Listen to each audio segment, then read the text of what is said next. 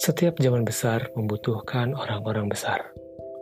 Bukan orang-orang besar dengan kejayaan mirip kejayaan Napoleon dalam daftar catatan hasil karyanya. Tetapi pahlawan-pahlawan sederhana yang tidak terkenal. Bila sifat orang-orang seperti itu diteliti, akan kita dapati bahwa kebesaran mereka jauh melebihi kebesaran Iskandar yang agung. Hari ini, bila kita berjalan-jalan di kota Praha, akan kita temui seorang yang tak menyadari peran penting yang dibawakannya dalam sejarah zaman baru yang besar ini. Cara hidupnya sangat sederhana, tak pernah menyulitkan siapapun. Juga tak pernah disulitkan oleh kerumunan para wartawan yang minta giliran untuk mewawancarainya.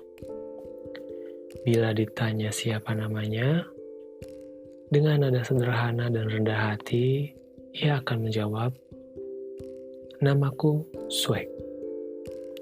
Orang pendiam, sederhana, serta berpakaian buruk itu memanglah si prajurit teladan Sweg. Dialah manusia gagah berani dan tak mengenal takut yang menjadi buah bibir semua penduduk kerajaan Bohemia waktu masih berada di bawah pemerintahan Austria. Dialah orang yang kejayaannya tak akan pernah lapuk, walaupun kini Austria telah menjadi republik. Aku sangat senang pada Sweg, si prajurit teladan. Dan dengan menceritakan pengalamannya di masa perang besar, aku yakin kalian semua akan menaruh hati pada pahlawan yang rendah hati serta tak bernama ini. Ia tidaklah membakar kuil sang dewi di Efesus seperti Stol Herostratus dulu, yang hanya berbuat gila-gilaan seperti itu agar namanya dicantumkan di koran, serta di buku-buku bacaan di sekolah.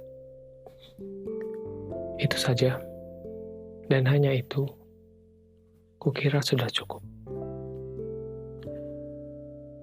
Teman-teman yang barusan didengar adalah kata pengantar dari buku yang berjudul Prajurit Sweg, karya Jaroslav Hasek.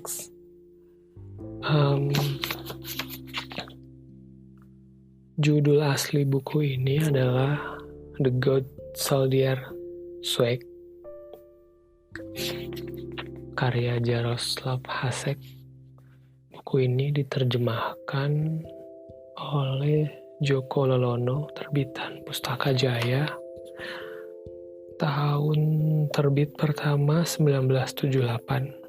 Yang aku pegang sekarang ini cetakan kedua, tahun 1992.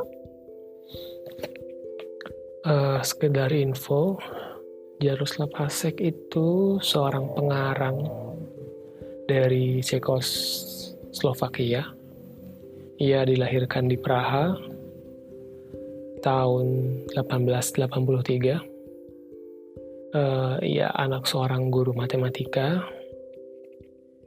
Ia juga pernah bekerja sebagai juru tulis bank, tetapi pekerjaan itu ditinggalkannya karena ia ingin mengikuti kegemarannya bertualang dan cara hidup yang ekstrentik.